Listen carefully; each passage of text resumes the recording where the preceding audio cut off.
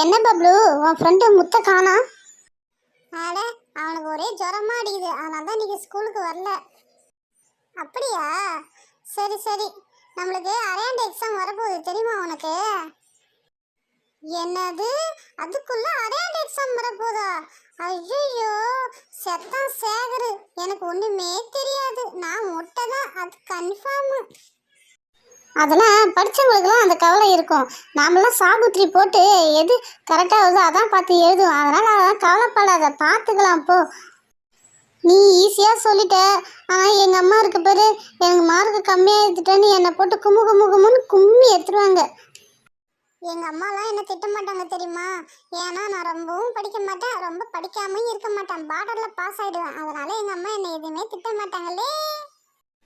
சரி சரி, டீச்சர் வராங்க, எல்லாம் அமைதியாக இருப்போம், இல்லைன்னா நம்ம வெளுத்து வாங்கிடுவாங்க. குட் மார்னிங் பசங்களா. Good morning teacher. என்ன பசங்களா, இன்னைக்கு 5 பேர் தான் வந்திருக்கீங்க. எங்க முத்துவை காணா, இன்னும் சில பசங்களெல்லாம் காணா.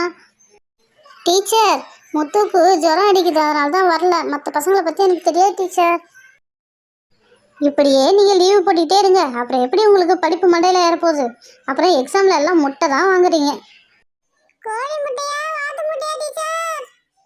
இப்போ வாய் திறந்தது. யாரு யாரு கோழி முட்டையா வாத்து முட்டையான்னு கேட்டது? ஸ்டூடெண்ட் யாரும் ஒழுங்கு இல்லை.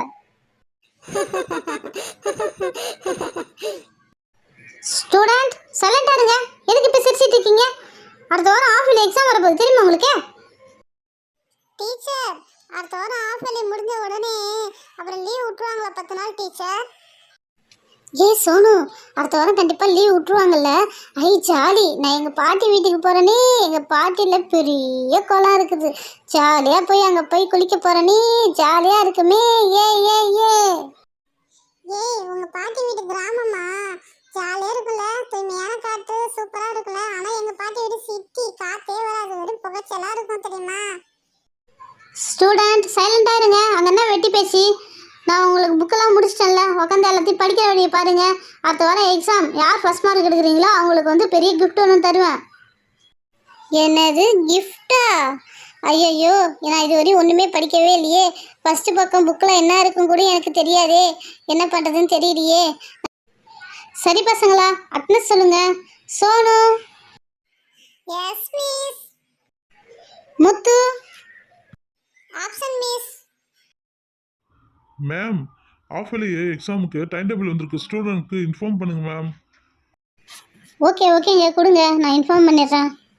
பசங்களா, உங்களுக்கு ஆஃப் இயர்லி எக்ஸாம் வரப்போகுது. டைம் டேபிள் எழுதி போடுறேன். எல்லாம் கரெக்டாக எழுதிக்கிங்க, நல்லா படிங்க, ஓகேவா? ஐயோ, பரிசை வந்துச்சா போச்சா? இப்போலாம் மழை வந்து தொலையாது. அப்போ தானே லீவ் விடுவாங்க ஒரு வாரத்துக்கு. பசங்களா, நோட் எடுத்து இந்த எக்ஸாம் டேட்லாம் எழுதி வச்சுக்கிங்க, கரெக்டாக ஞாபகம் வச்சுங்க. இப்போ நான் சொல்கிறேன் கேட்டுக்குங்க. ஆஃப் இயர்லி எக்ஸாம் 16/12/2024 மண்டே அன்றைக்கி வந்து இங்கிலீஷு. 17/12/2024 அன்றைக்கி தமிழ். 18/12/2024 வெனஸ்டே வந்து மேக்ஸு. 19/12/2024 டியூஸ்டே வந்து சயின்ஸு. 20/12/2024 ஃப்ரைடே வந்து ஜிகேவும் மதியம் ஹிந்தியும். 23/12/2024 சோஷியலும் மதியம் டிராயிங்கும். மண்டே அன்னைக்கு. பசங்களா ஞாபகம் வச்சுங்க, கரெக்டாக எக்ஸாமை சூப்பராக எழுதுறீங்க. யார் ஃபர்ஸ்ட் மார்க் எடுக்கிறாங்களோ அவங்களுக்கு ஃபர்ஸ்ட் ப்ரைஸ் நான் என்னோட செலவில் நான் உங்களுக்கு தரேன், ஓகேவா? டீச்சர், எனக்கு ஒரு டவுட்டு. மழை வந்தால் எக்ஸாமை தள்ளி வச்சிருவீங்களா டீச்சர்? எப்படா மழை வரும், எப்படா டிவி நியூஸை பார்ப்போம், எப்படா லீவ் விடுவாங்க தானே இருப்பீங்க. படிக்கணும் கொள்ளணும் அந்த இதே உங்களுக்கு இல்லை தெரியுமா? படித்தாதான் நாளைக்கு என்ன மாரி ஒரு டீச்சர் ஆகலாம், டாக்டர் ஆகலாம், இன்ஜினியர் ஆகலாம், ஓகேவா? நல்லா